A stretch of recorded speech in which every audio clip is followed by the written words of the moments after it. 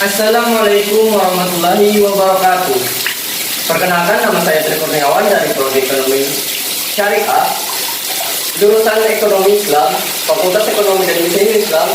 Baiklah, di sini saya akan memenuhi mata kuliah praktik pengamalan ibadah, yaitu yang pertama wudhu, yang kedua tayammum, yang ketiga mandi wajib. Baiklah, di sini saya akan mempraktekkan bagaimana cara wudhu yang baik dan benar. Yang pertama yaitu membaca ta'awudz dan basmalah. A'udzubillahiminasyaitonirrajim. Bismillahirrahmanirrahim. Yang kedua, kita membasuh telapak tangan kita selama 3 kali. Lalu berkumur-kumur 3 kali.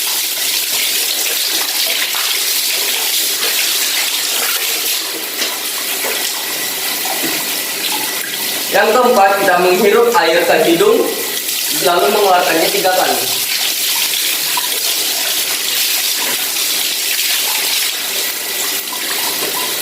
Lalu, yang kelima, kita membaca niat wudhu di dalam hati, yaitu nawaitul wudu'a li rabbil hadasil asghari fardhan lillahi ta'ala. Lalu kita membasuh muka 3 kali.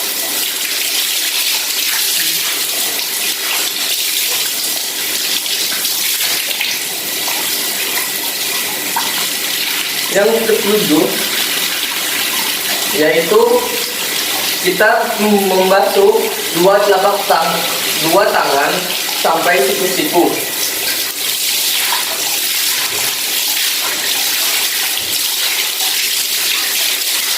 Lalu yang ke-8,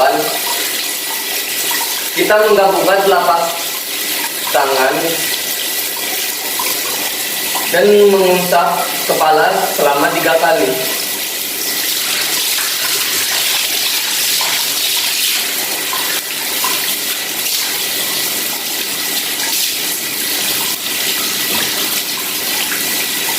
Lalu kita membasuh 2 daun telinga kita 3 kali.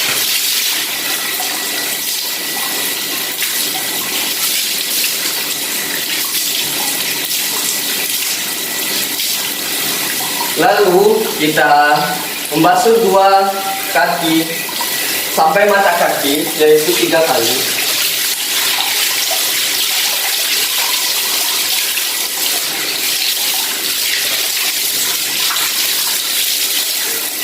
Lalu yang terakhir, kita mengucapkan doa setelah wudhu menghadap kiblat, yaitu Bismillahirrahmanirrahim. Asyhadu an la ilaha illallah wahdahu la syarika lah wa asyhadu anna Muhammadan abduhu wa rasuluh. Allahumma ij'alni minat tawwabina waj'alni minal mutahhirin. Amin. Lalu selesai, mari kita lanjut ke cara praktek tayammum. Baiklah, di sini saya akan melanjutkan praktek yang kedua, yaitu tayammum. Apa sih persyaratan tayammum itu? Padahal ada air di sekitar kita. Mengapa harus bertayammum? Nah, di sini saya akan menjelaskan apa saja sih syarat bertayammum itu. Yaitu yang pertama, sudah masuk waktu sholat tetapi tidak ada air yang cukup dan jumlah air sedikit dan lebih dibutuhkan untuk menyambung hidup, seperti misalnya musim kemarau. Nah, itu musim kemarau kita tuh memerlukan air untuk minum. Yang kedua yaitu sedang sakit atau memperlambat sembuh dari sakit tersebut bila terkena air gitu. Nah, yang ketiga yaitu kondisi yang sangat dingin dengan persyaratan tertentu ataupun dalam perjalanan tertentu karena air tidak mencukupi. Misalnya kita dalam perjalanan jauh atau dalam penerbangan, namun di situ sangat menyulitkan bagi saya begitu untuk mendapatkan pasokan air gitu untuk berwudu, air bersih.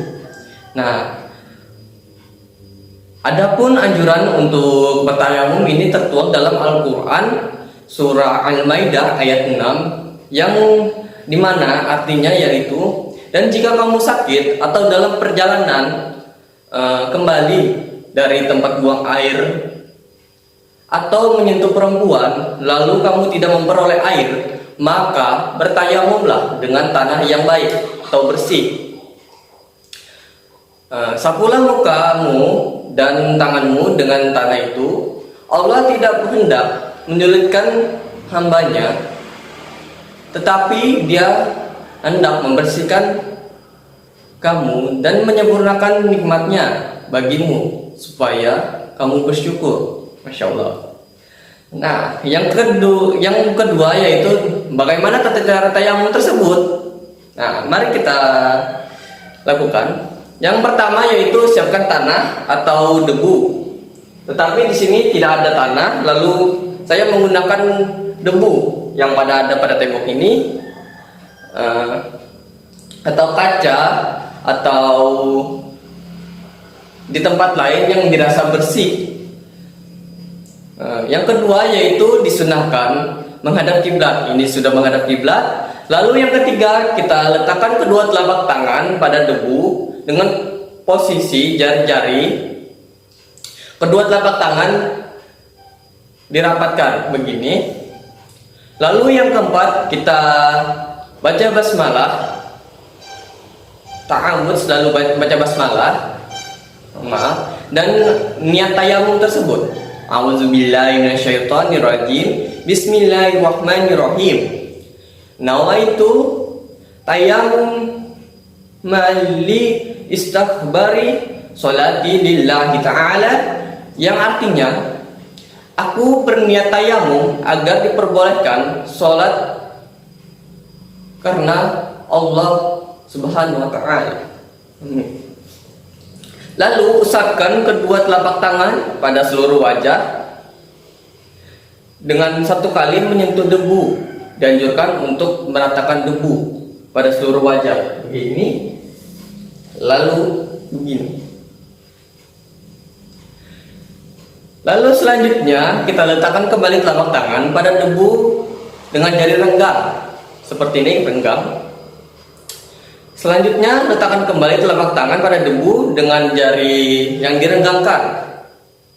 Lalu usap telapak tangan kiri ke punggung lengan kanan sampai ke bagian siku. Lalu balik ke telapak tangan kiri dengan lengan kanan dan ratakan hingga ke pergelangan. Begini.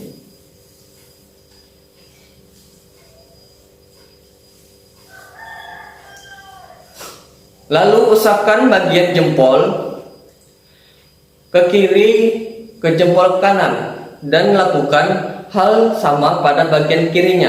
Pertemukan kedua telapak tangan tersebut dan usap di antara jari-jarinya seperti ini. Lalu setelah itu kita doa setelah tayamum. Nah, doanya itu yaitu A'udzubillahi minasyaitonirrajim. Bismillahirrahmanirrahim. Asyhadu an la ilaha illallah wahdahu la syarikalahu wa asyhadu anna Muhammadan abduhu wa rasulullah. Allahumma ja'alni minal tawwabina wa aj'alni minal mutahhirina wa waj'alni min ibadikas sholihin. Subhanaka Allahumma bihamdika astaghfiruka wa atubu ilaik. Amin. Yaitu artinya, aku bersaksi tiada Tuhan selain Allah semata yang tiada sekutu baginya, dan aku bersaksi bahwa Muhammad Sallallahu Alaihi Wasallam adalah hamba dan urusannya, hamba dan utusannya. Nah, ya Allah, jadikanlah aku sebagai orang-orang yang bertaubat. Jadikanlah aku sebagai orang-orang yang bersuci, dan jadikanlah aku sebagai hamba-hambamu yang soleh. Maha suci Engkau, ya Allah. Dengan kebaikanmu aku bersaksi bahwa tiada Tuhan selain Engkau, dan dengan kebaikanmu aku memohon ampunan dan bertaubat kepadamu. Amin ya rabbal alamin. Lalu kita selanjutnya memasuki praktek yang ketiga, yaitu mandi wajib. Nah, mari kita cek bentar ya. Yang pertama, kita siapkan ember berisi air. Lalu kita gunakan gayung, kalau bahasa dari kami gayung. Nah, yaitu yang pertama kita membaca niat untuk menghilangkan hadas besar tersebut. Nah, yaitu nawaitul gusla lirafil hadasil akbari fardan lillahi ta'ala. Yang artinya, aku berniat mandi besar untuk menghilangkan hadas besar fardu karena Allah Ta'ala. Lalu kita mencuci kedua telapak tangan sampai 3 kali. Hal ini bertujuan agar tangan bersih dari najis.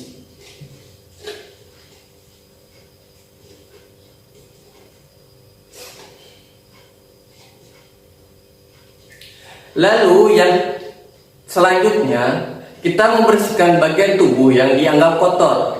Bagian tubuh yang dianggap kotor adalah bagian di sekitar kemaluan. Lalu kita next aja ya. Yang keempat, mencuci tangan kembali setelah membersihkan bagian yang kotor yang tersebut tadi. Hal ini dapat dilakukan dengan membersihkan tangan dengan menggunakan sabun. Nah, di sini sabun. Lalu kita berwudu, kita cuci tangan tersebut kembali. Lalu kita berwudu secara sempurna. Lakukan tata cara wudu seperti biasa dilakukan sebelum melakukan sholat. Nah, selanjutnya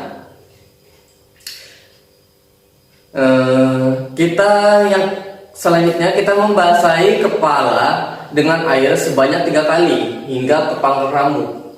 Kita membasahi.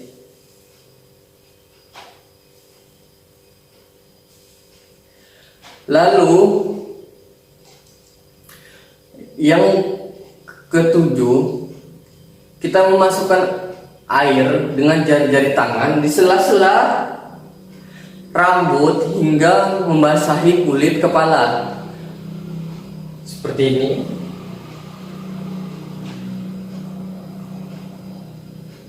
Lalu kita menyiramkan air ke seluruh tubuh, dimulai dari sisi kanan lalu dilanjutkan dengan sisi kiri.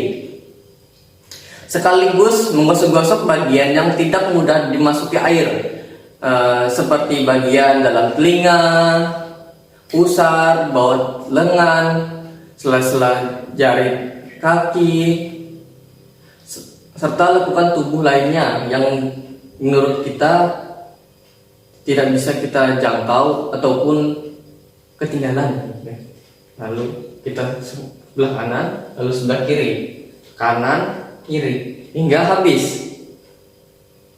Nah, begitu.